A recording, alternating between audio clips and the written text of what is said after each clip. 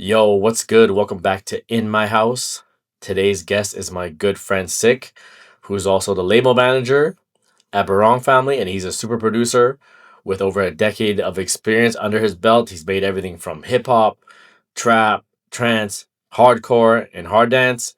And we dive into everything, not just music. And I think you're gonna have a lot of fun with this one. Let's dive into it. Make some noise for SIHK.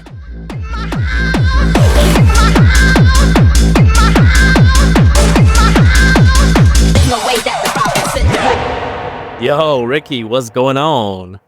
That's good, man. Like it's 8 a.m. in the morning over here, and I just woke up like an hour ago. Went out to buy groceries and things, and now I'm here talking to you. Oh, yeah, what did you buy for your house? The House of Sick. Chicken, Just chicken. chicken and chicken and like a bunch of vegetables and shit, and like That's all you eggs need and right now. whatever. Basic stuff, dude. Like I guess, yeah, yeah, dude. Just that. That's all Want you to know how need, much right? I spent? Yeah, you want to know how much I spent for like my entire house, which is gonna like it'll last me like maybe 3 to 4 days for like 5 people who live in my house. Yeah, let the people know. It's like literally I don't know how much is it? So like what like $10, $15, $15 for like 5 days. Damn. Yeah, This is the yeah, Indonesian dude. to USD conversion, right? Yeah, bro, you used to live here. You know how cheap it is. I know. I mean, it's probably not as cheap as Jakarta as it was in Bali, but I do Mhm. miss it, Do you? especially now. I do. I miss the weather. I miss the price of food and cost of living. But you okay? But you miss the like the music industry side of things in Indonesia. How And long did you live again? I was there for 6 months and then I went to Thailand. Oh yeah, okay. I do like that there's massive clubs there. Mm. Obviously, I still love the scene in North America the most, but I do miss it, Mhm. like aspects of it, like crazy production and crazy hospitality and stuff like that. You know? You don't want to comment on like the music? Oh, like the commercial music. Yeah, I don't miss that Yeah. part. Like where it's very commercial and a very like same kind of commercial. I would say I Mhm. wouldn't miss that part for sure. I think once in a while is okay, but like when you're doing that all the time, it can get tiring for sure. Yeah, I mean, it's gone to like it's super weird now. Like at least when you were here, it was still like just commercial, like everything, right? Like you can play basically any genre that's commercial and it just works. But now it's like becoming super specific in a way, like where break beats, but not like the break beats you guys know, like like the Indonesian type of break beats, right? Yeah, it's Yeah, like like old school the almost. yeah, it's almost like old school break beats, but like I always see it as like break beats combined with like Machina or like happy hardcore almost. It's kind of Okay. like that sound. That's huge here right now, but nothing else is kind of big. But then there's also like events that like I run, where it's like all the harder style stuff that's kind of growing. And then there's like Otoro's event that's more like bass music. But compared to like all the other shit, like our stuff is so fucking tiny. You know what I mean? Yeah, tell us about the events that you're doing. Oh, so started this like a year ago. Like I used to be part of this Indonesian like collective called Hardstyle Indonesia, but that entire thing kind of just like stopped.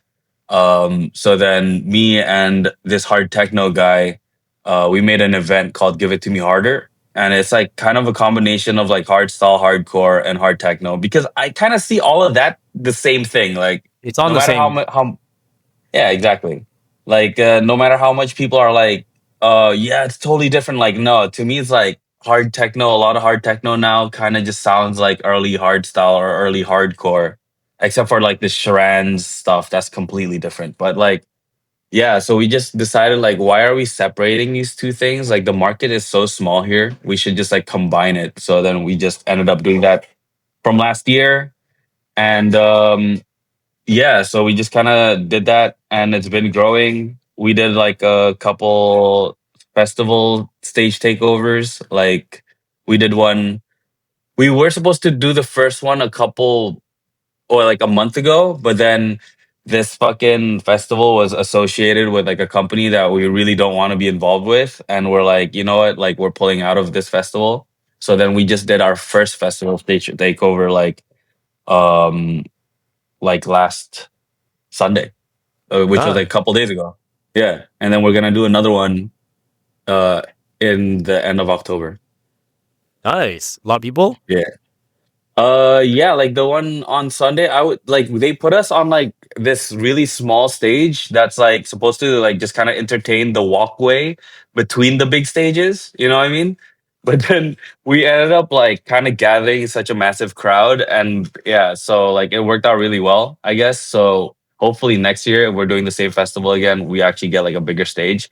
But it's also like a weird situation where that festival is more of like a rock and indie festival. And they just Oh, decided like this one small stage is gonna be like all electronic music, kind of like the weirder stuff. And it just kind of worked out that way. Yeah. yeah, that's interesting. I mean, you should combine it all in the same world now because it lives in the same world, right? Yeah, yeah, exactly. Right. Yo, Like, before we continue, can you hear all this background stuff? Oh no, okay, good. hey, Cool. All right, cool, perfect.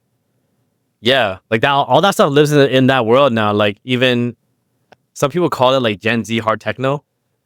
Oh, yeah. I mean, I don't know, dude. I feel like saying Gen Z hard techno, it's like yes and no That's like hard because dance, though. honestly, yeah, it's like for me, it's like the people who are doing all this hard techno shit anyway. I feel like most of them are millennials. You can't be saying it's Gen Z. Like, okay, give some examples. Like who I are know. like you know like I think on TikTok they call it Gen Z hard techno because hard techno now is not what hard techno was before it got popular. Like the hard techno I now, guess so. you know what I mean? It's like if you just Yeah. have a hard dance kick underneath like a Jason Derulo song, people are like, oh, Mhm. it's hard techno, but Yeah. it's not. Like if you want to be technical about it, but like it's not even that technical. It's just like that was never hard techno, but now it's become hard techno, which is kind of funny, right? But I mean, everything's like in a cycle, right? If you really think about it, like early 2000s, everything was fucking techno anyway, right? Like that's what people Everything called were yeah, everything. yeah. Yeah. Everything was tech. So, yeah. And then now it's like 2025, you can consider it like back to 2005 if you really think about it. And it's like, yeah, everything's techno again. But like people are going to start, well, at least the young kids, I feel like they're going to be like, how do I differentiate one thing from another? And then they're gonna start just naming stuff their own way. Because like now there's like hard tech, right? Like hard TEKK, like hard tech, and like the original hard tech doesn't sound like the hard tech that we hear now. Like the hard tech now kind of sounds like hardcore, like kind of weird, bouncy, kind of weird kick type of thing, and it's a very TikTok thing. And then Yep. some kids are calling certain things jump style, but then the jump style that you hear now sounds kind of just like almost breakcore synths with like an early hardstyle kick, and then like really weird TikTok samples and a bunch of emo kids doing jump style to it. And it's just like, oh yeah, this is jump style, but it's not really jump style for that we know back then, right? So Yes, all these kids are just kind of making their own thing again, and it's just like how the world works, I guess. bro. You just gave me an idea how to settle this. What we do? We should have a worldwide EDM panel where it's a draft, and you can only have like Mm, four genre leaders, and then those yeah. four genres have to draft all the other subgenres.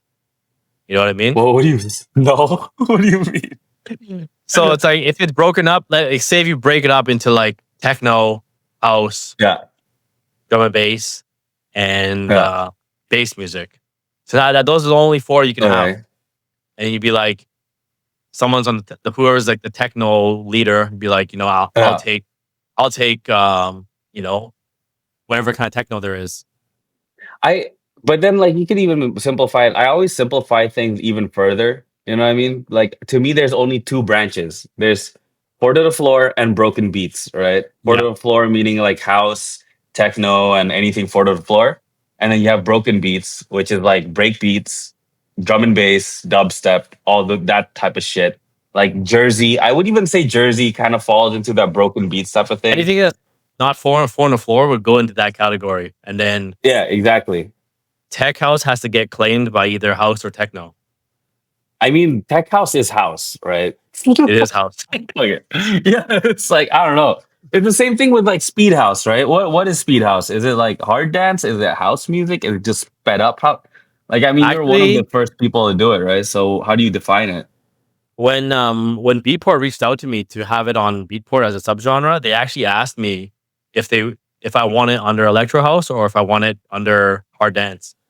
And I Hmm. said electro house because it's almost closer to that than hard dance. But now that I think about it now, I'm like, it should have been under hard dance You think so? because What it's like in defines between. what defines hard dance though? You know what I mean? Is it the speed? Is it the kick? I think because it's going more in that direction now. But at the time, it was really just this is 2020, so there wasn't like many people doing it. Just Hmm. me and whoever's on a label, right? And at that time, all the sounds in Speed House were based off like electro and bass house, right? There wasn't like Hmm. the donks yet. There wasn't like the Euro stuff or any trancey sounds. Everything was very like bass. It just basically sounded like 140 to 150 Speed House at the time, right? So that's why Hmm. I said like listed under electro house because it wasn't that main stage category yet. Yeah. But Huh. now I think it would sit under hard dance. Do you think so? It evolved? Yeah, because it's getting faster too. Like I feel like if I make something at 145, it's too slow. Wait, what was it? The original? Like, what's the original like fucking BPM again? It was between 145 and 150. Okay. And Yeah, then now what do you do like now? Like, what's the speed? I like to work around like 150 to 160 now. Damn, that's why you're like going to like hardcore. Yeah. You know? Then when I make like 140 stuff, I feel like that's Mhm. just house, like fast house. I don't know, or like Yeah. A you know lot what I of mean? the thing is like a lot of house DJs here, or not house DJs, I'm sorry, but like a lot of the club DJs here are actually starting to like speed up the house tracks. So like they'll play John Summit at like 135, 140. And like it Yeah, seems like people like that a lot better yeah, compared to like just like house music at like 125 or 128. Maybe like people are just craving like faster music right now, but I don't they know. are. They are for sure. Even like Dom Dollar stuff is like sitting around like 133, 135 sometimes. And when you speed it Mm. up, yeah, people do like it. So I guess that just like Yeah. what do you at fast house? Like hard house, right? That's what we no. There's No, too many genres now, dude. hard house is hard groove. Okay. Hard house is like, the whistles, the donks, the Dude, tidy I tracks. like what I know as hard house is just like house with like slightly distorted kicks and it's like a little bit faster than normal house music. You know what I That's what I'm mean? saying. There needs to be a draft to consolidate genres. You Or just yeah, change, or we can just like stop calling shit anything. It's just like, yeah, I just make music and you know where I got this is that? it. You know where I got that idea from? Or You ever watch Chappelle show back in the day? The Dave Chappelle show? oh no, I'm from Indonesia, dude. I don't watch. Oh, yeah. Yeah. You were in America at I've that heard about time. it. I've heard about it. But like Okay, I didn't watch it. bro. So basically there's a skit in the one of the episodes where he calls it the racial draft. Fuck. And he basically has like a white and black side, and then the white and black side have to pick the athletes that are like mixed. So it's like Dave Chappelle is like, he's dressed up as Tiger Woods. It's like, okay, up next, Tiger Woods. Is it gonna go to the blacks or the Asians? What the fuck? This shit's so funny. Yeah, that's And like then, that must be early 2000s, right? yeah, yeah. And then Bro. he ended up going to the Asians, and the Asians were all cheering. Yeah, Bro, I never watched it, man. I need to watch some of that shit. we're gonna do that in the future when there's too many genres, the EDM drafts. Yeah, it's like, oh, where does House of Panda go? Does he go to hard dance or does he go to house music? Where does Faje go? Does he go to Euro dance or does he go to fucking what else? What does he do again? He does hard groove. Okay, yeah. He's Euro got dance he's or hard groove. he's got two niches. Yeah, there you go. He has to choose. Yeah. Then he has to choose a race. He has to choose a race because he's like three ethnicities, bro. So he's like choose a genre and choose a fucking race, dude. He's Oh French, man. French, and he makes Eurodance and hard booth. Yeah. But Yeah. how are things with your music, I guess? My Like music right now. yeah, the speed house stuff. What's going on with that? Because like I see, like me as an Indonesian person, like I don't really know much going on in like the North American scene unless I just see shit on Twitter or like threads or whatever. And then, like I've been seeing like the whole drama, but it looked like a fake drama, right? It looked like marketing, but like yeah, what's going on with that? Do you think it was Yeah, I mean, marketing? it turned out that it was marketing. So, Yeah, amazing. I love that. That's smart. so Smart marketing. some WWE level marketing. Exactly, dude. It's cool. Like I fuck with that a little bit, The kids like you it. I know? mean, not everybody's gonna agree with that kind of marketing, but Hmm. To me, it's like whatever works, right? Yeah. Like you can't just post a video of yourself playing a show a million times. It's like gotta do something different in a way. you want to Although, start, like, you wanna you want to start start, beef? you want to start it like, yeah, let's do it, Dude, I invented Speedhouse. bro. We have a video of us fake beefing at show in New Year's, right? Yeah, Remember? in Myanmar. In Myanmar. We can start Oh using shit, that. dude. Oh my god. Dude, that gives me such like it's like a fucked up flashback because I remember it was your show. I was supposed to play at Mandalay the next day, so like I stopped You over got in blacked was it out. Yangon? Yeah, dude, like I drank whatever drink that was there and then like I started feeling weird and then like I slept for like 15 minutes, woke up, puked in the bathroom, had to go to the airport, puked like two more times in the fucking car. And then like I got to the airport, started puking on the floor, like where they Oh, had the metal detector. oh And my then like yeah, I just kept puking. Dude, I don't know what the fuck I drank. It was so weird. And then like the security guard was there making sure I wasn't dying. And then I got on the plane, got to Mandalay, and I was still like fucking puking. And then got to like my hotel room and just like passed the fuck out. And I was like, whoa. But wow. that was a fucked up trip. But that was fun.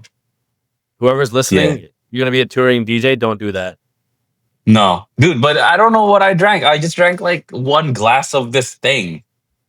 And Happy then Wine. like I don't think so. It came like in a wine bottle looking thing. But then they Oh, were I like actually it's remember that. champagne. Yeah, it was like champagne, but it was colored green and I was like this is funny looking. I'm going to drink it. And yeah, Maybe it's some underground like wine or champagne made there. I don't know, maybe it's just ethanol or something. It's just You like gotta watch. rubbing alcohol. You gotta watch out in Asia for that ethanol alcohol. Yeah, yeah, fake alcohol. Yeah, yeah, especially like if you go to like kind of what is it? Yeah, I guess like countries where it's kind of more closed off when it comes to like import and exporting and like yeah, I don't know that gets too deep though talking about that. I think a lot of people don't know that, but I mean, even when I was younger and I would go to Asia, like I would go visit Vietnam and I would drink there, and I'm like, this is when I was young too. I was like, this is like 6, 7 years ago, and I was like, this is not like an alcohol hangover. Yeah, it's weird, right? Yeah, It's it like feels a little more rough.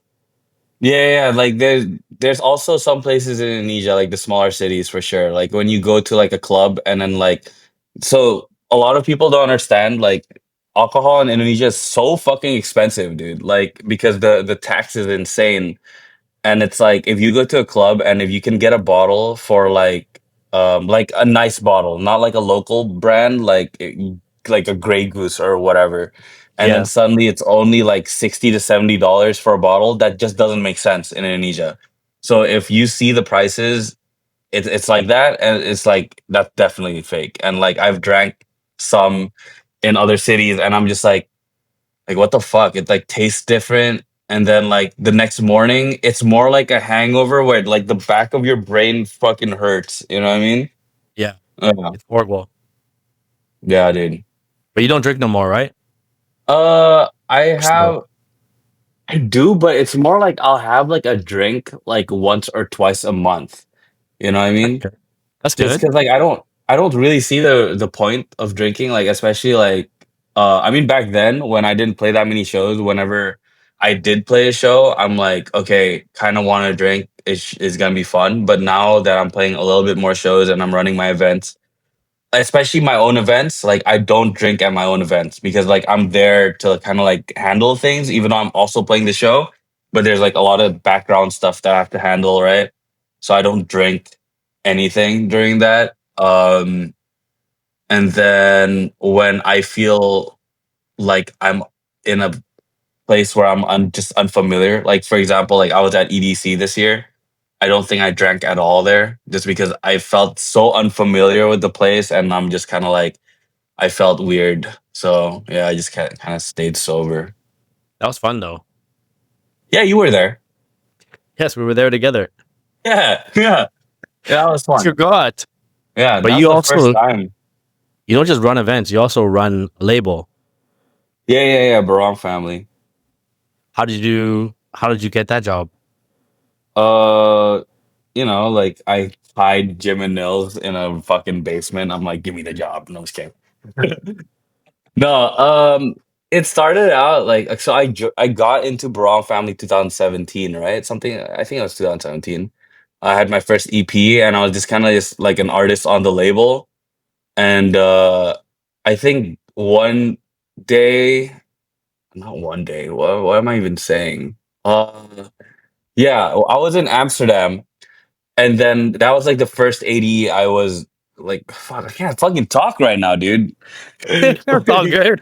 It's all It's good. too early. It's all good. Yeah, I was Work. in Amsterdam, and then there was like the old label manager, and the old label manager was like, "Hey, do you want to do memes for Barong Family?" And I'm like, "Hell yeah, if you guys pay me." And they're like, "Yeah, we'll pay you for memes." So I started doing memes for Barong, and then after a while, like Andy was the A&R, and Yeah. Andy he started like a PC company, like a PC building company, and that did really well for him. And he's like, he's gonna focus on the PC stuff. And then I was like, oh cool, can I be A&R? And then Nils and Jim was like, okay, you can try it. And I did A&Ring for like a couple years, and then the label manager moved to distribution side of like like the industry, so he wasn't like label managing, he's just doing the entire distribution thing. Yeah. And then at one point Jim and Nils was like, we might shut down the label for like 6 months to find a new label manager, but I was already managing a label in Indonesia that uses the same system. So I kind of just told them like, yeah, I kind of know how to do this, like why don't I just do it for the label? And they're like, okay. And I'm like, cool, let me try it. And then that's now like 4 years ago. And then still doing that now. Yeah. Damn. Is it hard? Yeah. Is it hard? Is it a lot? Is there some headaches sometimes? Yeah. So like, like the release information form that I send out to everyone. Oh, I know.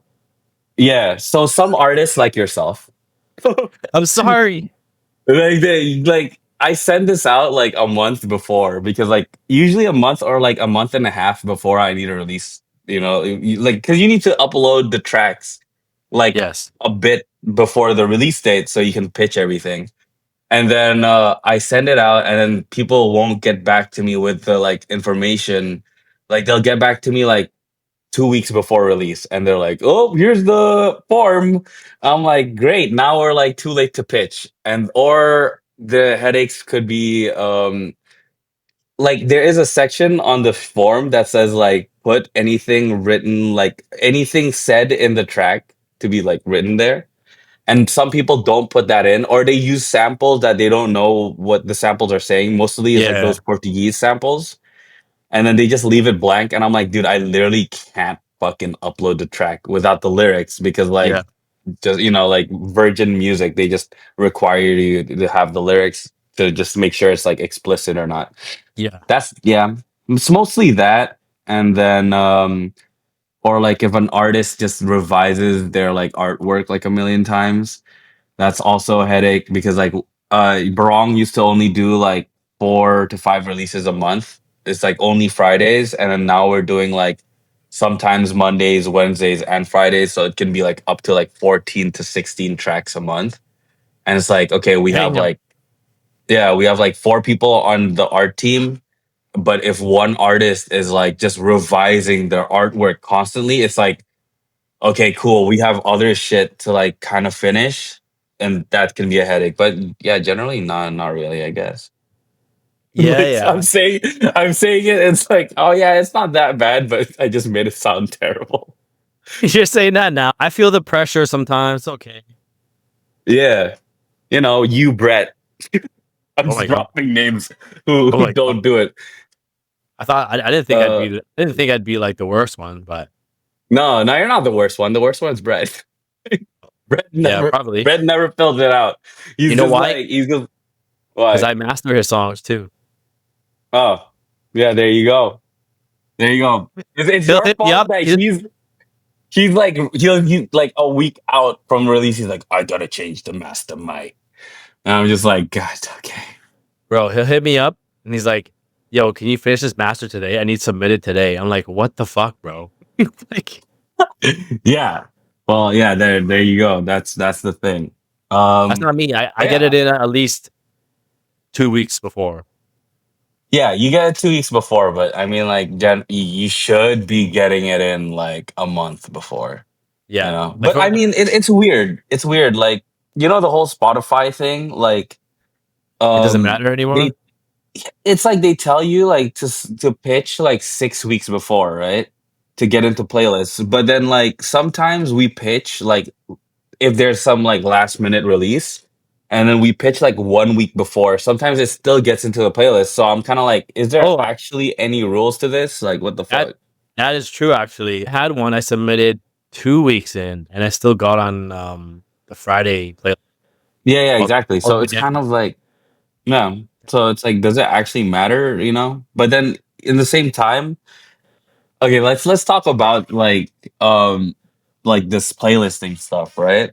I I feel like ever Playlist since politics. Spotify, yeah, like not even the politics, it's more like some of these tracks have so many plays and it's just from playlists. Yeah, And now I'm kind of like on the label side, I'm kind of like, is do these artists actually have any fans, or is it just like randomly getting played from these playlists? Like, are like the saying, like famous people used to be famous, and then now it's kind of just like you have like 10 million streams, but no one really knows you. Like, what's going on? You know? yeah, exactly. I think there's the illusion of streaming numbers and then actual fans that you can get to your concert, right? Get to your Yeah, shows. yeah, yeah, Because exactly. there's a disconnect for sure because you can have really good streaming if you're on a bunch of playlists, right? But Yeah, those playlist plays aren't converting into follows. Like they're not gonna stop in the song, go to your profile, go to your Instagram, follow you on Instagram, become like a forever fan, right? Usually they'll yeah, just plus and save your song into their favorites. So it doesn't always convert. I mean, there is a lot of pop in artists that have high streams, but mm, there is also is a lot of artists who have a lot of streams but don't have a lot of they can't do like a hard ticket event, you know? yeah, yeah, exactly. Like what I see now is like, yeah, it's just weird, dude. I mean, obviously, it's like you can tell which artists actually have fans. Like, for example, for like an American artist, I guess like who's a good example of like an There's a American. lot. I mean, like, I guess yeah, like Millennium. You know what I mean? Like Yeah. Millennium can drop a track and like he doesn't have to get playlisted and he'll get millions of streams, I feel like. So like Yeah. I feel like those are like the artists with the actual following. And then there's a bunch of artists now that it's like you release their music and without going on like spot what's the website? Tomato knows it. Like is it Spot On Track? No, it's not Spot On Track. It's the playlisting website, like the third party playlisting website where you pay There's for so many of points. them. Yeah, exactly. But you know one of those Yeah. websites. It's like you just pay for points that you spend to like pitch your track into playlists, and these playlists will consider to put your track in or something. And it's like if you're just relying on that to get streams, it's like, do you actually have fans or not? You know what I mean? And that's also like kind of weird for bookers, especially in Asia. I feel like a lot of Asian bookers are still kind of like, I don't know. It's just like, oh, he's a foreign DJ. He has like a lot of streams. Let's book him and then overpay this DJ. And then this fucking DJ brings no one to the fucking club, dude. Like it always happens. Wait, hold on. Yeah. But you know, like that shit happens so much, and it almost Because in Asia, it's not about hard ticket events, right? Because no, those people are just playing clubs that are already busy. It's just like, oh, here's this guy, exactly. club's already busy, you know. But that's also why if no one knows who he is, the crowd there doesn't really, give a shit, and they're just in their own world, like Yeah, partying in their own table, right? And it's yeah. not really Like like as long they're as not they're really, playing, yeah, they're not paying attention to the DJ. So it's like that's where that disconnect is. But then those DJs will only focus on Asia because they can get away with that there, right? Because dude. Yes. in any other market, like North America, Europe, wherever else, kind of in between, you Mm. can't get away with that because if you're not selling tickets, how's a promoter going to make money? They're going to be like, yo, this guy's not selling any tickets. Like, I'm not even going to risk it on this, right? Yeah, yeah, exactly. Like Especially if they're like that's a older DJ, like someone that was popular like 2013. No one's going mm, to take a risk on that because the new generation doesn't know their music, right? That's why I think yeah, the new meta for artists now is not to worry about streaming numbers and just focus on community and fan building. That's the new meta. yeah. That's kind of what I do here with my events, I guess. Like I just feel like ever since I started making my events, I have like a more proper following. Follows me because I make these events, and also like I'm trying to push this sound into Indonesia. Like hardstyle has been around for the longest time. Like Yeah. 2000, I mean, not as long as like maybe America or like Europe. It's been around here since like maybe like 2004 or not. I don't know. Around that time, there was like a couple DJs. They went to school in Australia and kind of brought the sound over here. And then they started doing it. They kind of like grew it a little bit, but then they grew up and had kids and had a family, and it died out because they're kind of like, fuck. Now we kind of need to do a real job to like get money for their family. And then it died out for a bit, and then me and my friends kind of started that back up, and now we actually have like a proper following here. But when it comes to like DJs from outside coming into Indonesia, like dude, I have like I have a pet peeve for this shit because like there's so many of these fucking random ass fucking DJs, right, from outside of Indonesia. Can't like no one knows who the fuck they are actually, Yeah. right? Like, and then they don't even have like any proper releases or anything, and then they're getting paid like 3 times more than the locals, and I'm just like, bro, why are you paying this fucking, who the fuck cares who you know what I mean? Like it's like they're getting paid like 5 to 10K to bring no one to the club, and I'm like, dude, and then you book me every time you want to book me, you're like, hey, how's like $200, and I'm like, dude, yeah, what the It's D fuck, you know? it's DJ Mag shit, bro. Dude, okay, dude, the whole, oh my, I'm kind of glad that it's kind of starting to like, no one really cares about that shit over here. Like, it That's good. used to be a big thing. Right? You know how it used to be, right? Like, oh my God, you're in top 100, you must be big, right? But now I John feel like the clubs, what? John Summit was he made a post today or yesterday calling out DJ Mag. Yeah, Yeah, he's I like did not see that. it's like the biggest joke list. Yeah, I But I kind of mean, agree. I've been there. I've been there in Asia where I played after like the DJ Mag DJ that just got booked because he's on DJ Mag. But I don't even know who he is. Mm, I don't know anybody. Like all my friends like that were there don't know who he is. But I have to play after him because he tanked the room. So I have to go on yeah, after him. And I saved the room, right? Oh, yeah. but yeah, like Was he would this probably was get this paid in double. Bali? Yeah, Oh, okay. Yeah.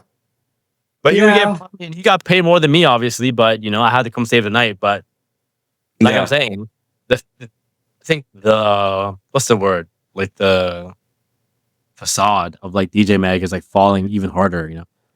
It is like I said, like when you were living here, I feel like people kind of cared a little bit because like the whole DJ Mag thing, like oh my god, he's in top 100, then like they'll be considered to play in clubs. But I think the clubs here are getting smarter, where they're kind of like, dude, we keep booking these fucking top 100 DJs, but they're not like selling any more, like drinks, or they're not selling any more tickets Yeah, yeah, like yeah. compared to like a local. Like for example, I don't know if he was big already in Indonesia when you were here, like Wisnu Santika. Do you know him? Yeah, so like he's like the biggest here now, and it's like people notice like him and his crew can fill out like an entire club, and Yeah. it's like, why should we be booking like top 100 fucking fuck ass? Who cares when we got these locals who can like fill out an entire club and like get paid like not as much? You know what I mean? Yeah. Well, the thing is that Yeah. that's the route that things are moving is more like community based, building a community from scratch, and then being able to fill the room yourself with your crew, right? Yeah. Because the DJ Mag route, like everyone promoters all over the world are noticing that. So, and it's like it's no surprise that people pay to get spots on there. It's like a payment thing where it's Mhm. like people drop like 30 grand, and it's like, oh my god, I can't believe I made it to DJ Mag, and it's like Yeah. that. No, it's like, bro, you paid 30K to be on there. Like, why are you surprised? And it's like Yeah. it's just a facade, and it's like just smoke and mirrors. But most people don't know that, but now they know. Yeah, yeah. And I don't know. I don't know if there's actually any countries that still care about it, but maybe there is. Like, uh, actually, I You don't know what I know. mean? Like, how weird is that to like drop $30,000 and then just be like, oh my god, I can't believe I made it to like number 90 or whatever. Hey, Yeah, yeah, yeah. and it's like, I don't know. I just can't do that. Like that to No, do that and then go online and present that out. And it's like, I don't know. but I'm pretty sure there are some people on the list who don't actually pay for it. You know what I For mean? sure. For sure. There's like, but that's why like Swedish House Mafia was like 70, and then like some guy Mm, you don't know or you never heard of is like 40. It's like, okay. wait, let me see. They already announced this And year's people top 100. You know, nobody in America or North America or Europe, I think, is even voting or spending time to vote on this. It's just like I don't even know where these votes are coming from, right? it's the dead internet theory, bro. It's just a bunch of bots. Ooh. Tell us about the dead internet theory. I think most people don't know about that. Oh, okay. So like the dead internet theory is like basically a lot of people that you interact with online now aren't even real. Like especially on Twitter, dude. Like if you look at Twitter, like you'll have like this massive thread, right? Whatever, like 70,000 retweets or some fucking shit. And then like you go into like the comments and then you just look at a bunch of these people, they seem real, and they're typing it in a certain way where if you read enough of it, you're kind of just like, dude, there's something wrong with these people. And then you open their profiles and like they're all like these bots and they all talk to each other as well. It's Yeah. really fucking weird, dude. So that's kind of like part of it. And then it's On kind of threads too. spreading. It's on threads. It's on everywhere now, dude. Like even Bro. even like the DJ engagement groups. Yeah, yeah, yeah. Like if you really think about it, that's kind of like part of the dead internet theory. It's just a bunch of people saying like, "Hey, engage with my comment." When it's like, do you actually want to engage with the comment, or is it like you're engaging with something for the algorithm, right? Yeah, that's when I stopped doing those. Yeah, It just felt like it was like ripping my soul, you know what I mean? yeah, exactly. Like, how many fire emojis can you like comment on Yeah, someone's and it just post? doesn't feel genuine. And then the comments you get back is not genuine. Like, did you even watch what I posted or Yeah, like whatever? exactly. Right? And it's Yeah, like, I'm like, why am I just partaking in this for what? For fucking likes? And it's just yeah, so exactly. draining, you know.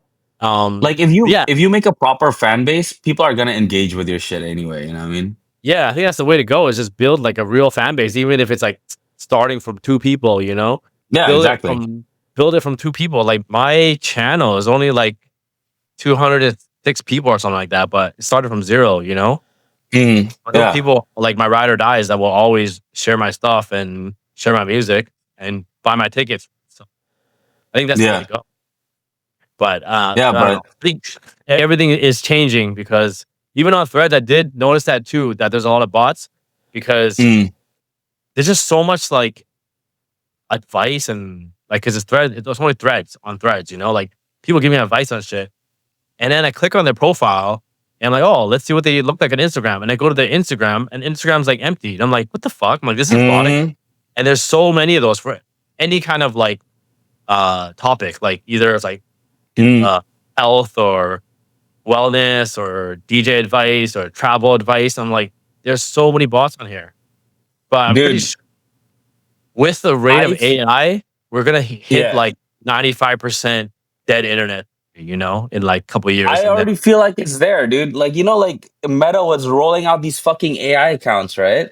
yeah, To like interact with your profile and shit. And they started posting AI pictures of themselves like on holiday and shit. And they're like trying to play off their like real people. But like a lot of these accounts, I almost feel like these platforms like having these bot accounts because it makes people feel like someone's interacting with them online, right? Like you post something, someone's interacting with you. So the likeliness of you staying on that platform yes. longer is like higher, which is fucked up. But Because not everybody yeah, is man. obviously aware of this. Like, it's probably a very small percentage of people like us that use the internet, have been on the internet for a long time that realize what it is. But most people are like, like say boomers or whatever, they're not gonna realize this, and No. they're just talking to bots. And then if they're lonely, they're Mhm. just gonna take in the engagement, right? Yeah, exactly. And like buzzers. Have you ever heard of a buzzer before? What kind of bot? Okay, so like in Indonesia, there are services now where like you can pay like a couple $1,000s to get like accounts to like either engage with your account or they can attack other people's account, attack certain posts. Like the government uses it. A lot of like these like TikTok like in Indonesia, there's a lot of these fucking DJs who are like just famous from TikTok and like they don't really bring anything new to the table. They're just playing fucking pop music Yeah, and yeah. there's like you know what it's like, right? Like We're in the TikTok DJ era right now.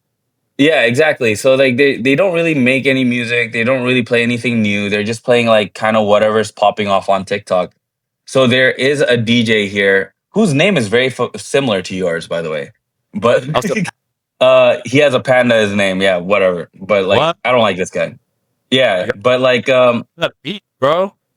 Just yeah, kidding. exactly. But this guy like lives off just fucking controversies online. And like the thing is like as soon as you post about him or like you critique anything about him, he like him and his fucking team starts paying like these fucking buzzers to just like like attack your account. Like there was this one controversy of like him getting like a girl pregnant and then he fucking made fun of a girl. He made fun of the girl who got pregnant because of him. You know what I mean? Wow. Like which is such a piece of shit move, and I'm just like, all right, like yeah. And the thing is Indonesia is making people like this famous. Like I don't fucking know why. Like Indonesia just loves making people like this famous. And then like that shit happened, and then people were critiquing him, and then fucking his buzzers started attacking these accounts that were critiquing him, and like you can see like the profiles are just a bunch of like these moms and shit. And then I found out that these people are getting paid like every time they comment, they'll get paid like $1 or $2. You know what I mean? But That's like times that by 100, like $100 in Indonesia, it's like a whole month worth of yeah. fucking food and shit. So Bro, did you ever watch the movie Idiocracy from 2006? yes, I love that movie. Or no, are we not heading there right now? No, we are basically. It's Like basically that, right? we're heading that way where like you just make like the stupidest people in the world like popular, and then No, everyone else like is getting less intelligent, and then they support this stuff. But if you say anything intelligent, they'll you they'll know be like, "You're stupid." yeah, they'll call you like a slur Yeah, or whatever, yeah, That's like in the exactly. movie. And then like did you see like the White House is having UFC on the lawn? Yeah. So, President Camacho. Bro, Bro, we're literally turning wait. idiocracy. Man, The White House has UFC on the lawn. Like you're talking about for real, in real life, bro. dude. I thought you were talking about the movie just now. No, we have UFC coming up on the front lawn or the south lawn of the White House, and then the White House posted it on a collab post with UFC, and it says, "Let's fucking go UFC on the south lawn." And I was like, That's "Bro, we great. are living out idiocracy right now." But I mean, it's the same thing over here in Indonesia. Like the president like does some crazy stuff, and I'm not gonna get into it. I'm not really allowed to talk about it either because it's kind of illegal for me to talk about this type of stuff. But Yeah, don't there's keep a it lot stuff. of stuff. Yeah, there's just like a lot of random stuff that happens around the world where it's kind of like questionable, and I almost feel like whoever's fucking running the world is just like kind of like let's make everyone dumb, so then everyone can't think for themselves, and like to all these really fucking rich people around the world, I feel like most of us like normal people, we're just like pawns or whatever, like it's really Or weird, bro. it's been like that since the beginning of times, bro. It's like that in the Yeah. medieval days. Yeah. But We just happen to live like in better houses now, I guess. but I think there is a revolution because I think maybe probably 80% of the world is going to go along with the idiocracy route, where Mm, people just let use their brains less, and they just mm. go with the flow, and then end up in this Wally world. Like, you ever watch Wally the movie? Yeah. Yeah, Like where super fucked up trash everywhere and shit. yeah, people like can't even like get anything done without an AI. Um, Yeah. and then there's like probably 20-30% of the world that's kind of like waking up to this, and then like almost elevating in consciousness and getting smarter and like thinking outside the box, thinking differently, right? Because they can see this Mm. coming. So it's almost like I feel like with the internet theory reaching like a higher and higher percentage of the internet, I feel like there's going to be almost like a renaissance era where it's like a renaissance era to be more human, or like the analog renaissance, you know? I mean, I'm already starting to see that. I'm like, dude, it's kind of interesting. Like, I think a week ago, Nils messaged me and he's like, "I'm buying this phone," and he just sent me like a picture of like an old like Nokia phone, Yeah. like a non-smartphone, like just a normal cell phone. Yeah. And he's like, "I'm gonna start using this." I'm like, "Why?" And he's like, "Yeah, he says he's just fucking tired of like having like this fucking thing with him, like where you can check everything and anything at any moment of your life, and Yeah. it's just like good to disconnect and shit." And I'm kind of like, that's kind of cool, but in the same time, it's like I don't want to, like have to like have all these, I don't know what the English word is it like inconveniences, because I don't have my fucking smartphone on me I and would shit. love That's that. kind To of have a phone, like a classic like a burner Nokia. phone. Yeah, like a burner phone that people like, Yeah. like my most important people can only call or text me at, or like they can Mm, only call me because I don't want to be on the phone and then being able to open apps and stuff, because it's gotten to a point where people have to download like a app blocker. mhm. We just don't have like enough willpower to stop ourselves from opening the app, which is kind Yeah. of thought, right? Yeah, but I don't know. Yeah, I guess so. It is. It is fucked. But I mean, I enjoy it, right? Like, I don't feel like I'm on like TikTok all day. Or maybe I am. No, I'm not. I'm definitely not because like If fucking you I keep feel your like phone, it'll tell content. you Yeah? Like how do you see your screen time, your app time, depending what kind of phone you have. uh app time or Are you, screen are time? you an Apple? Yeah. So on Monday, on average, on Monday I was on my phone 7 hours and 33 minutes in total. Bro, it's, That's a lot. my daily average is 15 hours. Really? That's a lot, bro. But I Your work daily average is 15 hours. but I work on my phone too, right? Yeah, I mean me too. But like, yeah, my it's just 7 hours. I feel like I'm That's a not on my lot. phone that much. Like, Is it a lot? I don't know, it's 24 hours of the day and you sleep 7 hours. True, I guess so. Wait, how do I check like which app I'm like? Oh, see all apps. Okay. So I'm on Instagram 3 hours. Yeah. So like on average daily, I'm on Instagram like 3 hours, and then 1 hour or 2 hours on WhatsApp, and I'm only on like TikTok 33 minutes, and like on X like 15 minutes. So I feel like it's not that bad. Like I probably like scroll for like a couple minutes and stop, and then like do other shit. That's not You bad. know what I mean? My most used is my browser. So doing work stuff. Instagram is Mm. second. WhatsApp is third. Yeah, Ah, it's not bad, but dude, I I mean, it says right here like Pornhub 12 hours. shit, Like tuning fucking 12 hours straight a day, man, dude. man's a gooning champ. Yeah, dude. No, but even Nah. just that's not bad. Like I was my Instagram is an hour and 30 minutes on average, Yeah, that's not bad. but it still But makes me like, feel like that's too much. Like it may like I'm at this point right now. When I'm outside, I love looking at nature, bro. I'll be driving and I look at the sky. I'm mm. like, wow, the sky is beautiful. You know, like it's just like Yeah, it's but just you have the privilege of nice nature over there. You know what I what do you mean? mean? Like if you're In if you're Indonesia, in Jakarta, dude, fucking Jakarta, dude, like you look at the sky, it's fucking gray, dude, because like all the pollution. You know, like what nature is there? Like you go outside and you're like instantly getting like fucking lung cancer. So go look at a you know. go look at a tree or a bush. But the trees here, people don't understand the trees here don't look as nice as like American trees. Like that's why I feel like, Yeah, I don't know. American trees like you can hug it. Like Indonesian Yeah, trees kind of look kind of gross, dude. Like the skin's all like peeling off and like there's a bunch of like termites in there and shit. yeah. You don't want to hug that, bro. You gotta take a No, trip. Like you gotta take a trip to like a park or something. in Indonesia, but Don't you so guys have hot. like don't you guys have like outdoor like wildlife parks?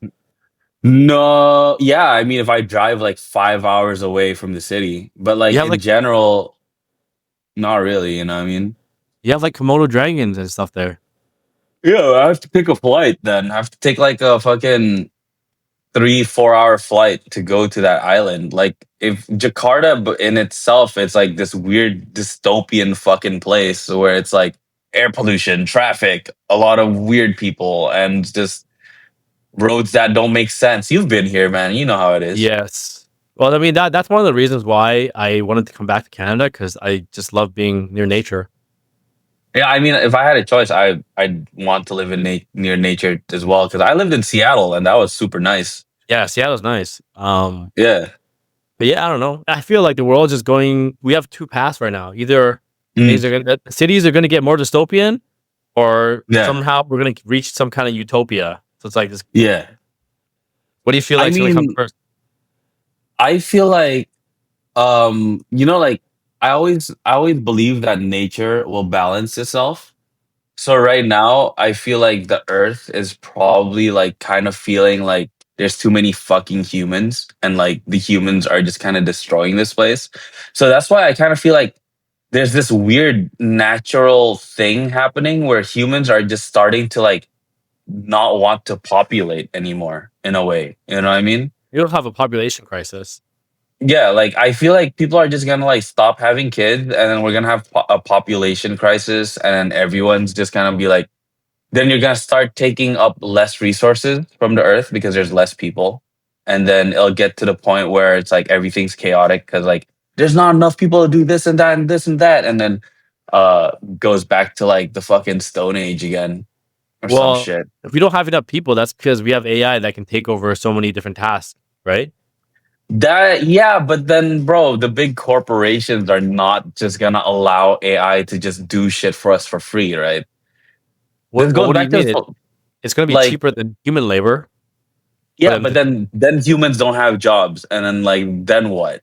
Because like the corporations are not just gonna be like, hey, all these AIs are gonna do the jobs for you, and we'll lower the prices, and like you Well, guys those can like people are gonna live. get fired. No, that's not what I meant. I meant like imagine this. So AI takes over, right? Fucking they're just doing all the jobs and shit. And then um people start losing their jobs, meaning they don't have Yeah. money to buy anything, right? You would assume in a perfect world, the corporations are gonna be like, you know what, the AIs are doing your job. Now you can you can live super peacefully because you have all these robots doing your job and then you can get shit for free, right? But that's never gonna happen because for some reason, all these mega rich fucking people, they're just kind of like, I need to hoard money. I don't know why, but they, in their minds, they just feel the need to hoard money all the time. So then they're gonna be like, y'all are all fired, right? We got robots taking over the fucking jobs, but you still have to pay for everything. And you have to pay everything still the same price or even higher with some crazy excuse they're going to make. Like there's scarcity in chips, there's scarcity in this, and then people are just going to suffer. And it also doesn't fucking make sense because Well, that's exactly where we're headed right now, bro. yeah, I mean, like that's what I'm saying. Like, it doesn't make sense that like all these rich people are trying to fuck over everyone else, right? Well, But like without everyone else, like how are they gonna make all the money? if you want you to put my like conspiracy hat on, Yeah. if they, I mean, I'm sure they're not stupid. They think, like 5, 10 years in ahead, and they see Hmm. this coming, and people are going to get laid off. People are going to lose their jobs. AI is going to take a bunch of jobs. So it's already showing on the graph. If you look at like, Hmm. I'll forget you later. It's like an S&P 500 where things are going up, and then jobs are going down. And it's like very sharp decline. Yeah. And obviously the rich want to get richer, and Yeah. a lot of them have, you know, underground bunkers that they started building for some reason in the last couple of years. Yeah.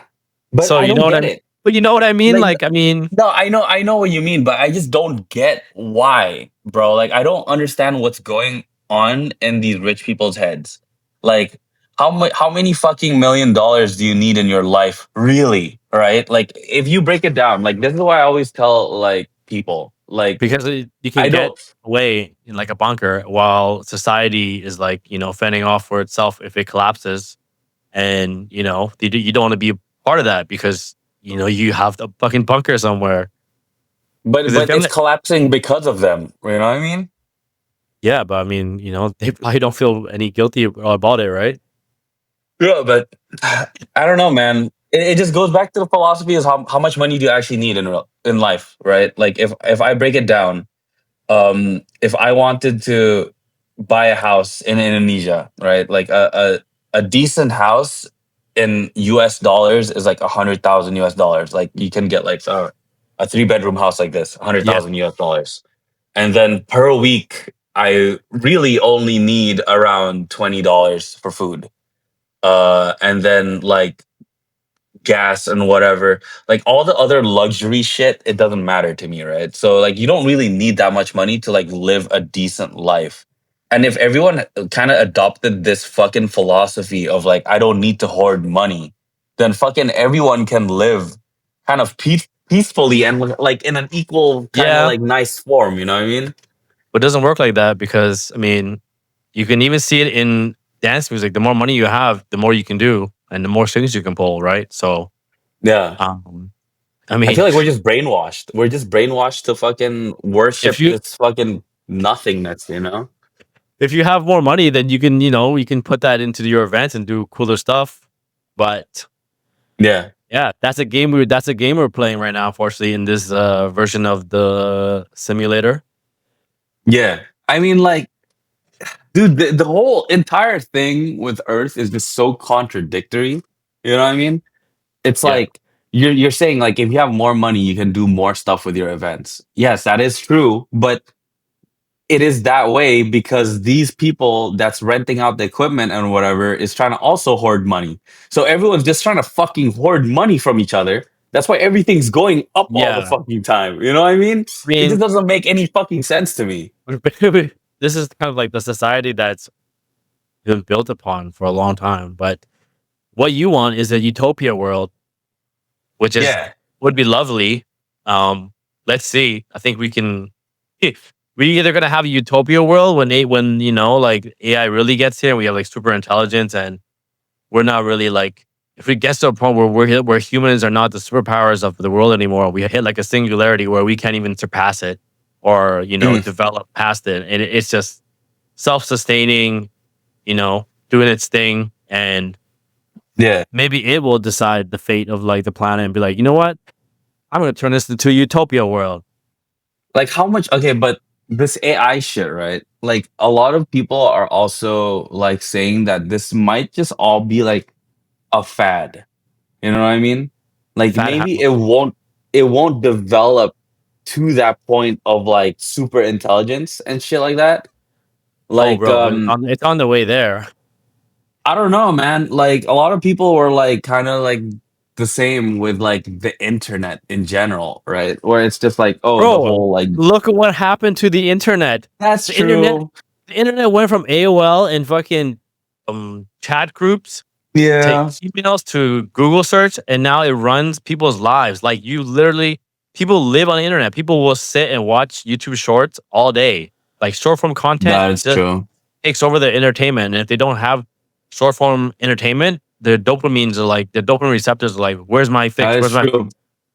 so That yeah, is true. if you think the internet didn't take over, bro, it took the fuck over because I remember the beginning of the Yeah. internet and the internet was so rare that the internet was my escape from like, playing outside and playing ball or whatever, right? Mm, I was like, I gotta go walk in the forest by myself with and no headphones yeah. to get my 30 minutes of like quiet time. Yes. On the topic of the internet, right? Uh, this is a random like question for you, I guess. Like, do you feel like there's just less stuff on the internet now? Bro, there's a Like, do hundred you know what I percent mean? compared to before, there's way less stuff. Yeah, right? Okay, so Bro, like you get what I mean, right? Like when you open a browser, what websites do you go to now? I use Like in Brave browser. general. I No, go I'm to not that's email, YouTube, yeah. Instagram, Yeah. X, uh wherever I download music, like Beatport. I don't Mm, go any punks anymore. But you're right, bro. There is way less stuff going on the internet. But when, like, even 10 years ago, people would come yeah, to the dude. internet and there'd be so many blogs. People would actually read that shit. Yeah, dude, like even just like random ass websites like Newgrounds or something like when we were Yeah, kids, right? Newgrounds. Oh my god, bro. That was Like peak. that it doesn't exist anymore. Like people dude, if you think about it, the internet's E-bomb world. monopolized. Yeah, exactly. Like or 9gag or some shit. But But now like that was like the peak open internet. Now everything is very it's almost like, monopolized. yeah, monopolized, censored in a bit, and like these are the things that are happening that you can go visit. It's almost like fucking TV where you only have like these certain channels. Yeah, exactly. So it's like what why do we even need a browser? I just literally need like apps, right? Like I mean, it, if it's you it's think about it, you it's open becoming that way. Facebook. Yeah, like you said, like what Facebook, Instagram, what else? So Facebook and Instagram's already one fucking company, is Meta, right? And then TikTok, you said email, Gmail, well, that's all Google. Gmail. YouTube's Yeah, all that's all Google. Google. Yeah, YouTube's Google as well. And then like fucking X, I guess that's his own thing. And then TikTok, TikTok, that's his own thing. But like that's it. What is there? What is there more to the internet? because no There one's isn't. making content for anywhere else. Like if you're talking about like Newgrounds and E-Bombs World, that was a collection of like, Newgrounds was like flash games for anyone that doesn't know. Like it was like people make, mini Yeah. movie animations and flash games that were on there. And then E-Bombs World was like a compilation of collection of like funny or wild videos or just shit like that. And Yeah. I feel like you get all that now on TikTok or Instagram, depending on what you're following on your algorithm, right? Yeah, and even dude, even the simplest shit like for example, a map, you know? There's only literally Google Maps and like Waze, and it's like Waze is Apple owned Map. by oh yeah, I guess yeah, Apple Map. Yeah, there's like three options. You know what I mean? I mean, Long ago there used to be like MapQuest and shit. someone from higher up obviously saw that there's opportunity to consolidate shit, Yeah. But and consolidation makes it kind of whack, you know what I mean? Like if you want to tie it back to like music, but if you're consolidation of anything is shit. we think it's whack because we were born before the internet, so we knew what the internet Mm, started off like. People that are getting into the internet now, like if you're a kid now and you're getting into the internet, you're like, oh well, this is just how it is. And like you have no idea that's what it was. true. That's true. Dude, you know what's fucking crazy? So I have a roommate, like he lives in this room. but The other he's like Ricky? he interned. No, other Ricky lives upstairs, but like this one's Jordy. So like he's like 21, like Yeah. still in college and everything, and he interns at Barong, but like a couple years ago he bought his first PC, right? And then he's like, dude, how do you install applications on this? I'm like, bro, what the fuck? You know what I mean? Like, so these kids, they don't even know how to install shit anymore. Like, they're just so used to opening an app store and just like clicking like Yeah. install and it does everything for them. But like, he was trying to install like Valorant or some shit, and he's like, how do you install this? Like, where's the app store? Where's the app store on this fucking Windows computer? And I'm like, no, you have to go to the website and download the fucking installer, then install it on your fucking PC. So, Yeah. Well, I mean, I yeah. don't know. Maybe you should bring something like that back. Bring back start a Renaissance era. Dude, I think everyone should go back to like phones just being phones and then everything else just on browser on your PC. You know? You remember back then you just have your phone, right? And if you want to go on like MSN or some shit, you go on your PC. You go home from school, you get on your PC, you get on MSN, you can talk to your friends there. And then you have like Facebook and like the only time really you're on Facebook is like Yeah. when you're on your browser, so you're not like constantly on that shit. But that's like not what these corporations want. They just want you to like fucking brain Well, rot and just yes. That's like, the pros and cons of having more technology. Like we have more accessibility than ever. It does make your yeah, life more convenient. It's nice driving, and I can be like, "Yo, send a text to Ricky," and it'll send a text for yeah, me, or it'll read a text out for me, and I don't have to open my phone, and I can communicate. 'Cause back then you didn't have that shit, and you just had to like stop driving and then yeah, pull over and text. yeah, yeah, Um, exactly. so I don't know. It's everything's like it's a double edged sword. Like you're gonna get both like pros and cons, but it's True. just up to the user how. I think it's up to the user how smart they want to be about it, because Go. I always tell people like someone like from the medieval days would literally cut their balls off to use your phone, bro. Yeah, that's true. You you you presented like King Alexander or something like that with your Yeah, phone. You yeah. have a device that can access information at lightning speeds and find out anything that you want in a second and Mm. communicate with people in the world and do anything like that, bro. Like leaders in the past would literally cut off their balls to just steal that from you. Well, Or they'll they'll probably kill you. just kill you for it. Yeah, they'll just be like, "Oh my god, this is the devil's work." So You know what I I don't. I think, mean? but yeah, people also like miss But like they take for granted how lucky we are to have technology like that in these days because it does make our lives easier, right? but is easier funner? That's the real In question. some ways, yes. I don't think so. Like I like the difficulties of back then. You know what I You like mean? you like burning CDs. Dude, oh my god, CDs. Wait, when you started DJing, did you start on CDs or did you start on USBs already? I started on CDs. I had a giant CD book. I Okay. probably still have one.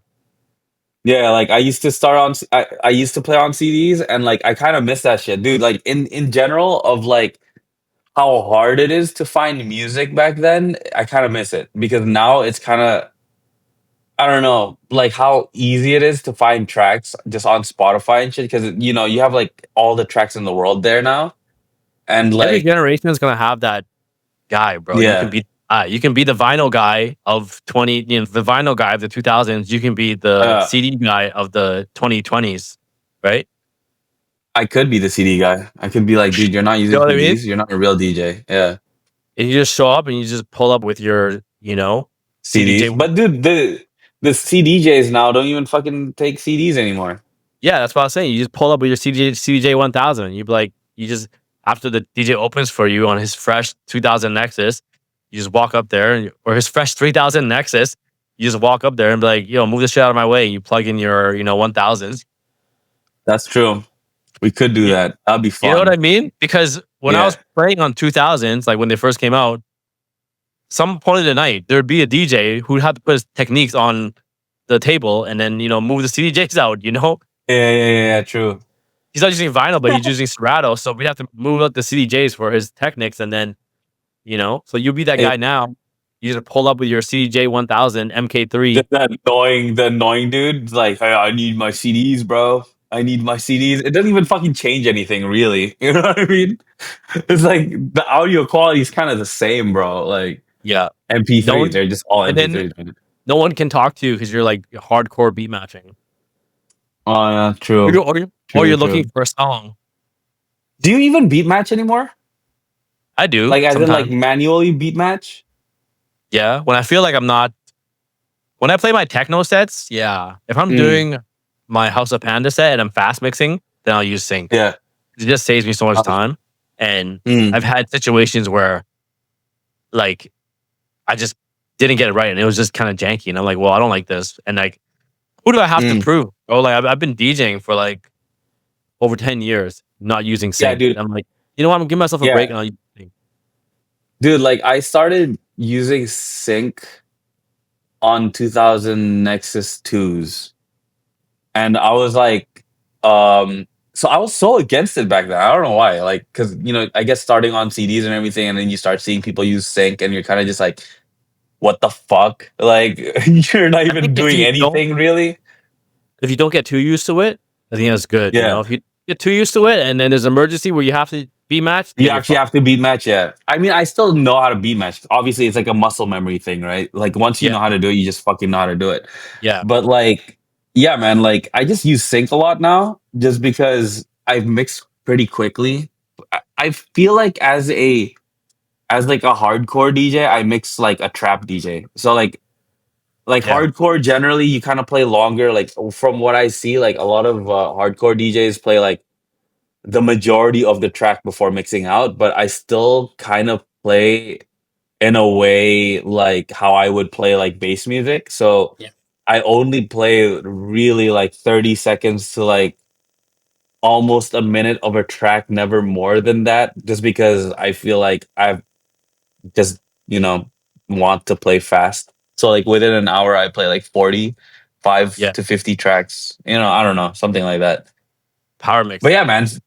Yeah, it's like almost like a mega mix, That's what I kind you of do for know? house. Like I try to do 50 tracks in 60 minutes. Sometimes it's Yeah. tough, but And in Asia, you know how it is, right? Like in Asia, people love we that have, shit. bro. Like it's like the Play faster you fucking mix, it's like they you love it. play too long of a breakdown. You're like, who's this guy? Get him on. Yeah, exactly. I don't know the vocals to this track. Fire this guy right now. Exactly. Yeah. You know? But I mean, Yeah. yeah, like I know a lot of DJs that don't use sync. Ray doesn't use sync, and she still mixes Yeah, really Ray Ray well. doesn't. Dude, Ray Ray does this thing where she puts stuff in record box and she doesn't do anything to it. You know what I mean? She just puts it in. So like No the grid way. is all off and shit. She No does that. fucking way. Yeah, she just has like everything like off grid and she doesn't like fix the BPM. And then you'll see her DJ and she'll Gangster. still do that thing where it's like what's it called? The Tip. tempo riding. Oh yeah, yeah, Like yeah, where she just speeds it up a little bit and like to catch up with the other track yeah, and yeah, she yeah, kind of yeah, like yeah. looks for the tempo. She still Yeah, does she's that. Like not dog wheeling it too much. yeah, She's yeah, a real exactly. DJ, bro. She's a Red Bull 3 style champ. You Yeah, can't play her. exactly. Do you not play on vinyl? I don't know how to fucking do that shit. It's too I hard. never played on vinyl. No, I'm not Nah, OG enough. Start on I don't CDs, get bro. it. Yeah, like I tried It's all vinyls. good. That'll be like a ancient historian thing in DJ world. Like you'll find that shit in the museum in a couple of years. Like vinyls. These disc jockeys used to fucking actually use discs. Bro, if you show like kids, like not kids, like high school kids, like a cassette tape or a CD, they're like, "What's that?" And I'm like, really? They don't know what that is. I feel like the kids here still know what a cassette is because like it's pretty common. Cassettes are still pretty common here. Cassettes and What? CDs. Where are you guys Yeah, listening to cassettes at? I don't know in the villages and shit. Oh, that's true, actually. I feel- Dude, yeah, That is you gotta remember it. Indonesia is still like like there is Jakarta and Bali. that's Bali is true. like advanced, like recolonized by the Yeah, yeah, Western yeah, yeah. people. And you got like Jakarta. It's like the main city, of course, and we gotta be more developed. But everywhere else, except for like the major cities, it's literally still like the 90s. village type shit. You know what I Yeah, mean? I'm talking about city kids. Because even here, if you go to like small town countries, like they're probably still selling Mm. CDs at the gas station. So Yeah. that's where it's at, bro. Yeah, Countryside. bro. What's Canada like when it comes to like music outside of the major cities? You know, like how like Country. so for example, is that what they listen to? Yeah, man. Country music. There's country music in Canada. I thought that was like an American thing. No, bro. We have a big country scene here. What does Canadian country music sound like? I can't differentiate. Does it sound like like American? You know, like how the American country people they have like a certain accent. They're like, I love to ride my green tractor and going to Louisiana or something. Like, what do Canadians like? like a southern accent. Yeah, what do the Canadians like? I don't know. Canadian I never met a country Canadian singers. with a southern accent, but we do have country singers here, like some big country singers too. So What's they an probably. example of a Canadian I don't country know, singer? bro. I'm not in that world enough. You got to Google it. Uh, Terry Clark. Sounds I familiar. don't know. Just kidding.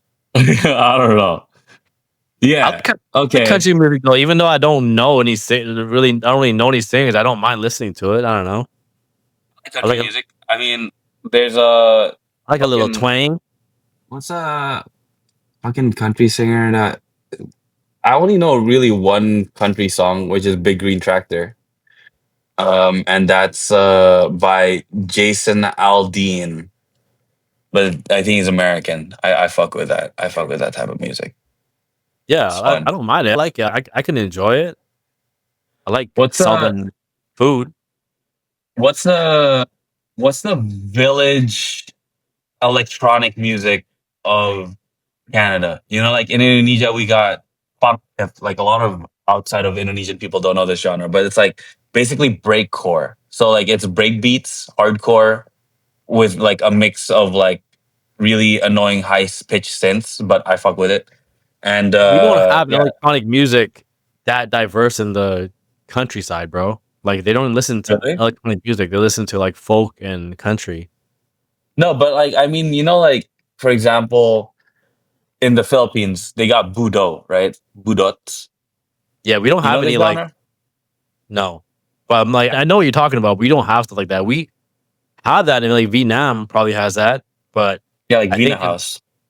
the Asian countries they kind of almost grew up to electronic influenced pop music, like our parents and stuff. Yeah, but it's like in Europe as well, right? Like Yes. technically hardcore and gabber is kind of like more not like big city music. I don't know. I guess it Well, started in Rotterdam, but like yeah, North America too, because it's like disco and like the sound of the 80s and 90s.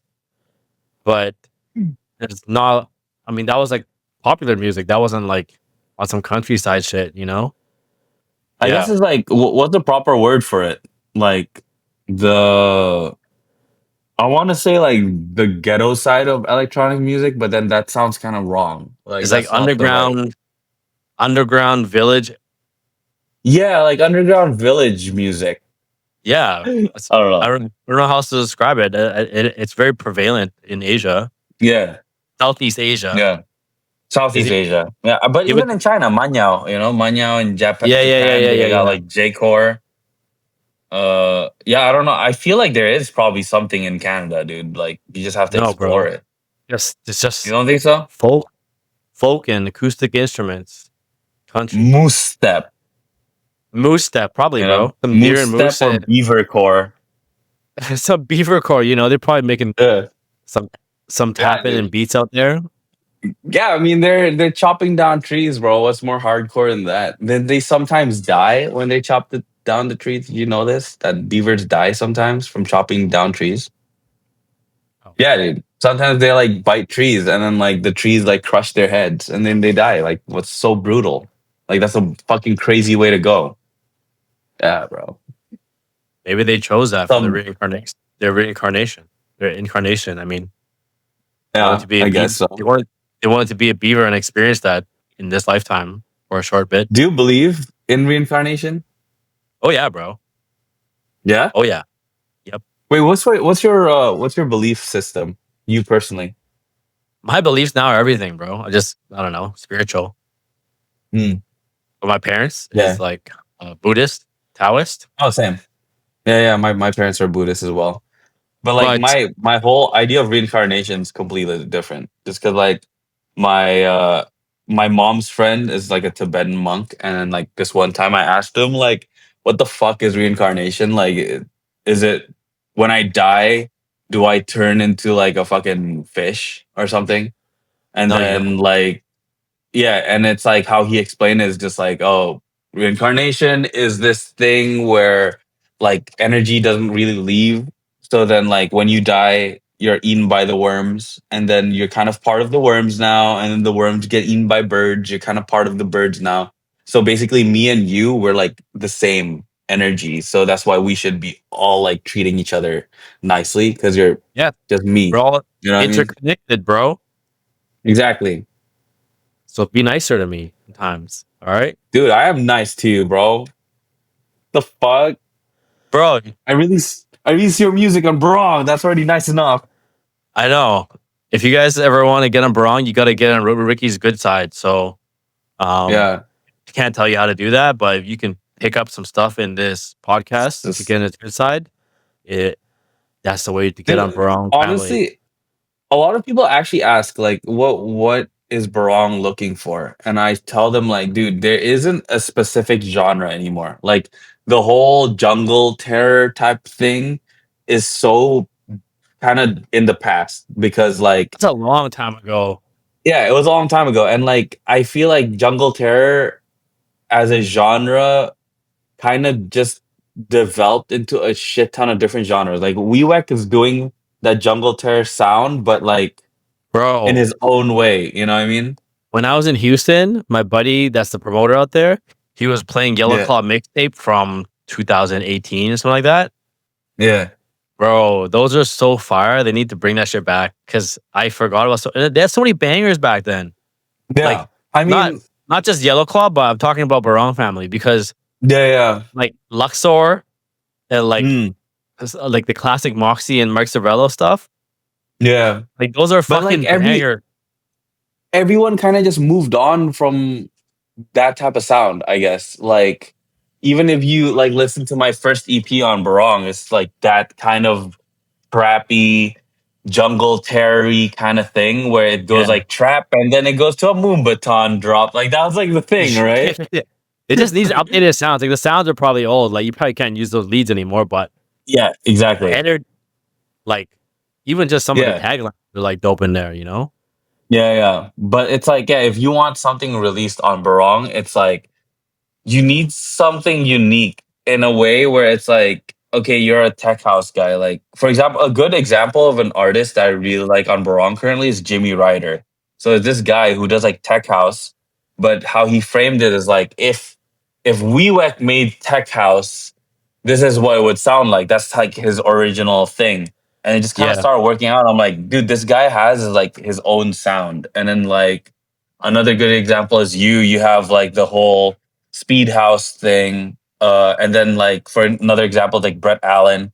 Like even though he does like kind of commercial music, but I don't really hear other tracks that sound like that. You know what I mean? It's like Yeah, he's like it's that commercial. 140 house. Exactly. Like Yeah. 140 house music, but it sounds very like I would say it sounds like it's almost catered for Asia. You know what I mean? It 100% it is. Yeah. So I'm like listening to that music, I'm like, this is unique in its own form. And there's just a bunch of people like that, like Diesel Craft and shit. But then there's Yeah. also a lot of people who sends over demos to Barong and they send stuff that just sounds like it was made for Barong. You know what I mean? Like they made it with Barong in In mind. And mind. I'm just like, yeah, and I'm just like, that's not really how it works because then it just kind of sounds generic at that point. Yeah. But yeah. Just be Also unique. the I think that branding of the artist, that's yeah. important. What You kind of know. branding are you looking for? Just people who are like very easily identifiable, like Like they not don't wear trying to look shade, like blonde hair. not like, yeah, that's your thing. But like you know what I mean? Like Like if I saw you coming in a room, I know that's House of Panda. You know what I mean? Like, but Maybe. there's also a lot Maybe. of DJs who send over like demos and they'll send over their profile, and I'm kind of like, yeah, like work on the brand a little bit, maybe. You know? When you sip, what do you tell them? Oh, I just kind of like my Get a at that haircut. point. No, I don't tell them anything. Like I just say like, "Hey, I'm not really into the demo." At that point, where I'm kind of just like, or there are some artists where I follow them for a long time before signing them. Yeah. So, like for example, we have this new track coming out by this Taiwanese girl. Her name is W2, and like I've been following her on like Instagram and like TikTok for over a year before I signed something from her because I was just kind of looking like where is she gonna take her like entire like project, and Yeah. because the sound sonically it is very much like the modern day trap kind of knock to ISO XO type of field of music, and but then she kind of has like just this unique way of like promoting things, and I'm like, okay, I fuck with that, so like Yeah, I that's signed her. cool. Another person, who That should just be the else? model for like new artists to go after Yeah, is be unique. Be as unique yeah, as possible, you know? yeah, be unique and just like, dude, if you're really dope, the labels will find you. You know what I mean? Like Yeah. sometimes I feel like you don't actually need to send demos if you're like super like active on socials, and This like is you why don't I even tell have to have a people. shit ton of followers. You know what I mean? You can just like be active and have cool shit that you're doing. And like you might only have like 2,000 followers or even less, like even like 500 followers or something. But like it just This is popped why up in like my feed, I'll be like, dude, this guy's cool. this is why I tell people right now is it's easier than ever to stand out because everybody is copying everybody. There's so many people out here that just want to That's copy true. what's hot and copy trends. And if you can even do one thing that's unique about your project, you will stand out. Like if your music is just different and you're not like copying what's popular, just Yeah. it's gonna stand out. If your brand is like a little bit different, where you're not just doing only brain rot, you're gonna stand out. Like just Yeah, have exactly. something different because if everyone is doing the same content where they're copying, oh, this is a viral trend right now.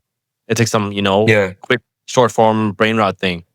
I And know I should sleep like the voices in my bro, I can't listen to that song anymore, unfortunately. dude, dude. Yeah, like okay, fucking oh my god. Like social media actually kind of ruins music for me a little bit. Bro, You know, like it ruined that song. Every time I hear that, I'm like, I just skip it. bro, that song is fucking cool. If you really It think about it, it's a really it cool it track. was a But it was a cool song before I heard it on TikTok exactly. 1,000 times. Exactly. Like now you're hearing these songs like a million times every time you're scrolling through TikTok. I know I should sleep, but the voices in my head goes a different fucking track. And then it's like the Yeah, same trend over and over again. And it's just like this track could have it's been not like good. the coolest fucking track ever. And then now it's just like it's That's a ruined for me. different level of like playing out song.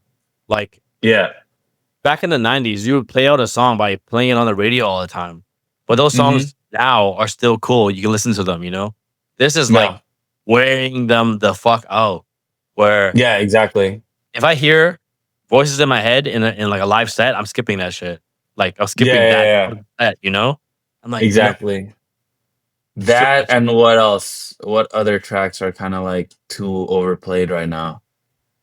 I don't even know. Um, I can't reserve any space in my yeah. mind for those That's the anymore. first thing that popped up in my mind. Like the whole fucking voices I in my just try to head like go. delete that shit from my head these days. No. But yeah, Uh be unique. be unique. Be I'm unique all and even with Speed House. I'm trying to change it because right now Speed House has been done like mm, hundreds of ways. Like with the mhm. with the label and then like the previous label, there's been so many different ways Speed House have been made, and I'm like always trying to think about how I'm gonna evolve it.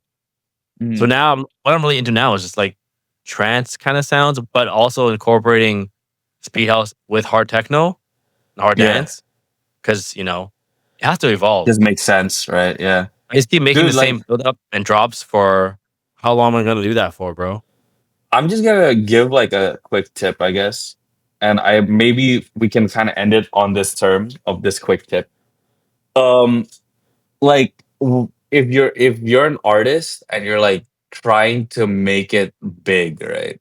Like I always say, music has basically kind of like four levels of like progression. So you have underground, when the music is so underground you don't know who the fuck is making this music, but you'll hear it a lot on like social media, and like all these weird scene kids are kind of like into it. And then it goes to like this the stage from underground to like growing, which is like grossing, right? Like as in like you're it's starting to make kind of like a movement, and like that stage of growing, that's where you want to kind of step into the genre. So like for example, maybe speed house, maybe before you there was someone doing speed house, we just who don't know who the fuck was making it, and then you kind of stepped in during that like going up phase. And that going up phase is where like the icons are made, you know what I mean? For example, in like speed house it'd be you, there would be like, I don't know, well, I'm sorry, I'm so unfamiliar with your It's genre, just but me, there's you and there's, me and chill, Henry Fall. That's it, bro. okay, oh yeah, okay, you chill, Henry Fong. Oing on my label. Whoever else is on Yes, the okay, label, like there's still a lot whoever of artists else on is, there that make Beatles yeah, exclusively. Um, but even but at the you time, it was me, Sick Dope, Jaws, and mm, but they weren't making it exclusively. They're making that style. Like even yeah, Raw Tech, Crisis Era. that's true.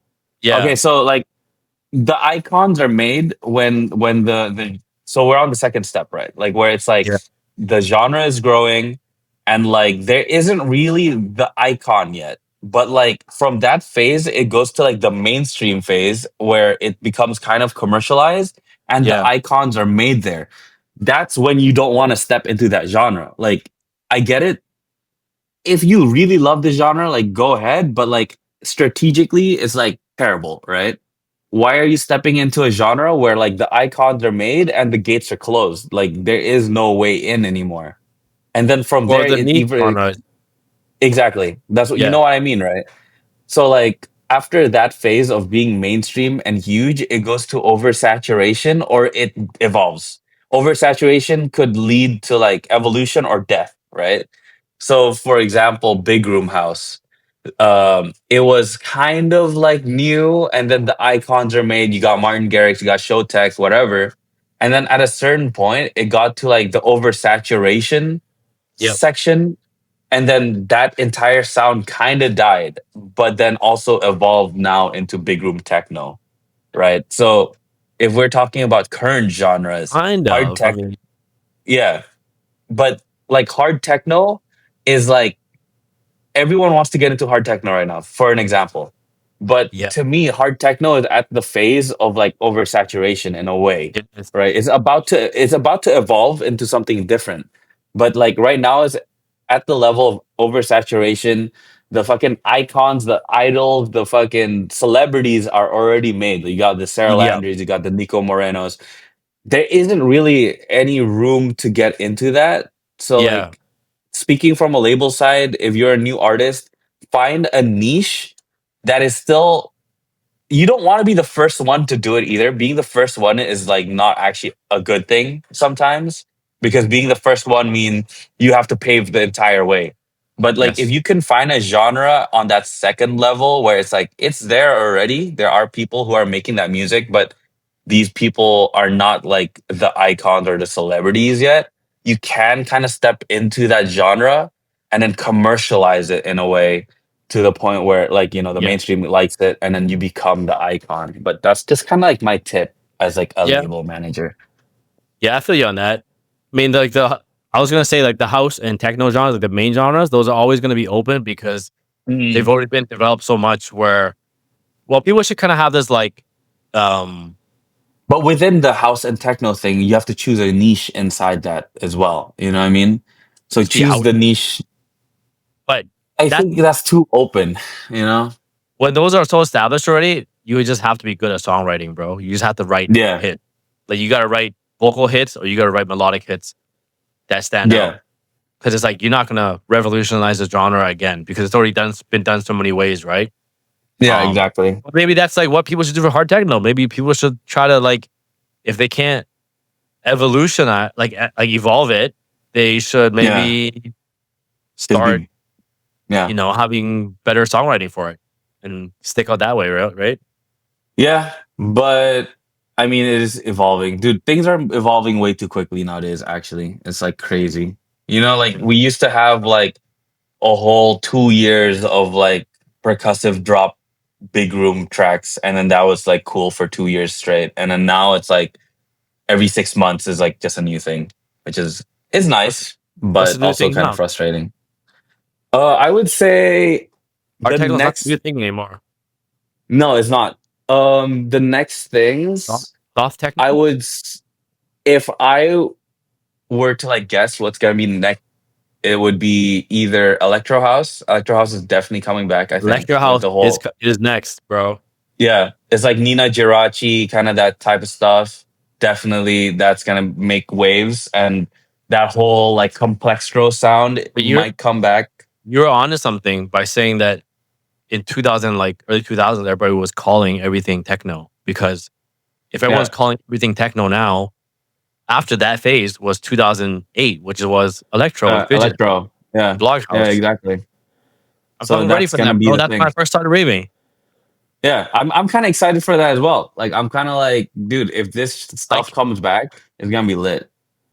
speed house came how like my a lot of my speed house influences was from electro house and fidget house. Because Yeah, fidget house is like baseline where it's like boom, boom, boom, boom, boom. Like yeah, yeah, exactly. that's like one of the main influences for like speed house, like the Crookers stuff, you know? Mm. Yeah, like old Mighty Fool stuff, even like Yeah. Fidget House. But Electrode's coming back. That's gonna be on the more mainstream side. So I think a lot of like We're getting electro the tech hard house. yeah, it's like the Hardwells and all those type of people. I feel like electro is gonna be like the thing for them, and then for the harder style stuff, I feel like euphoric hard style or like kind of the older, like more melodic type shit's gonna come back because right now Yeah. hard style is at the phase of just screeches and like hard kicks. And if you really go back to like early hard style, then that is what early hard style is. Yep. So it's gonna evolve into more melodic, right? You just always want to counter. So if things are way too simple and aggressive now, it's gonna turn melodic. It's just that. And on like the techno side, I think maybe hard groove is gonna come up really big because right now on the hard techno, you got the industrial side of things, which I feel like is more hardcore. But Yeah. like you also have Shrams, right? Like Triptych, Drac, Klein Kloster, like these people. But I feel like Shrams is so aggressive and so noisy that like I think the They general won't people can't really get yeah. into it. Yeah, they can't All right. adopt it. And then like the next thing closest to Shrans, but slower and more mainstream is hard groove. So like hard groove possibly could be like the next thing for that kind of side of music. And then hard bounce, like kind of bouncy techno. I can see that coming back as well. Because yeah, that entire kind of Machina UK hardcore early 2000s stuff is coming back. I've been seeing like Darren Styles doing that sound a little bit. Jaka Yeah. B is kind of doing more of that early 2000s stuff again.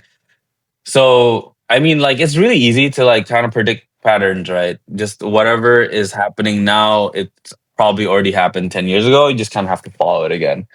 You're a prophet, So bro. yeah, wow, You dude. heard it here first. Yeah, yeah, yeah. I think that's a good note to end on. Usually I ask my guests like if you had to just give yourself your younger self advice, what would you say? I would have said I would have told myself to not hop around genres too much. Actually, because Oh, like you know how like before I was sick, I was like this other project doing progressive house. Before that, I was another thing that was doing like I was like originally I was hardcore already, like when I was 14 years old. Like I was already listening to Anger Fist. I was trying to make hardcore, even though it was like terrible hardcore. And then Yeah. I moved to Seattle. I started DJing like electro because that was kind of the thing that was big at that point. Yeah. And I was just like, you know what, fuck it, I want to play gigs, so I just have to play electro. Came back to Indonesia, moved to progressive house because progressive house was like kind of the thing here.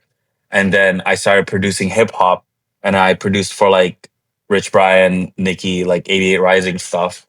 I made like a couple tracks with that, and then got into like the whole like Kamiada, Trippy the Kid hip hop scene, and then got into Barong, moved from hip hop to like trap and then dubstep, and then like it was just way too much shit, dude. You know what I mean?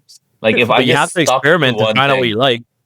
yeah, but then I just ended up going back to the thing I started with, right? So I could have just stuck with hardcore the entire time and it'd be the Yeah. same thing.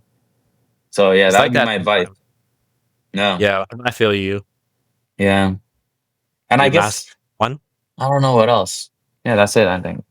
Mm. That was a good note to end on. That was a good talk, man. Yeah. Good. Anybody that Almost two thought it was just gonna hours. be all music, anybody that thought it was gonna be all music, they're in for a surprise. It's just a bunch of conspiracies like this whole Yeah, episode. oh, no, that's Yeah. cool though. Tell people where to Cool. find you on socials and your music. Uh, you can find me on Instagram, sick, just sick two times, like SIHK two times, and like SoundCloud, Spotify, just sick. Yeah, S that's it. I H K. SIHK. Yeah. There you go. Sometimes it's That was hard to find me because it's also like one letter off from a religion, but you know. yeah. Oh, I guess that's like one mistake I did. Like I should have researched about the name I chose. You know what I mean? Like I could have like got a name that was easier to find, I guess. I thought that was Yeah. the point of it, was the play on the name. No, dude, I was sick. I was like actually sick. I was DJing for Rich Brian's first show in Jakarta, and I was sick. I was wearing a mask and I didn't have a name at that point because I kind of stopped making music for like a year. And then the bartender was just like, "Mister, are you sick?" I'm like, "Yes." Oh And I wow. just changed the C to an H. And yeah, that's it. Here you go. Origin story, bro. It's all good. But There's a lot of stories like that for names. yeah. But that's it, man. It That's was it. nice talking to you again, bro. Yes, sir. Hopefully I'll see you soon. Probably We next will year. probably see Yeah. you in January or something like that. Yeah, exactly. Yes, sir. That was In My House with the one and only Sick. I Peace. love hentai.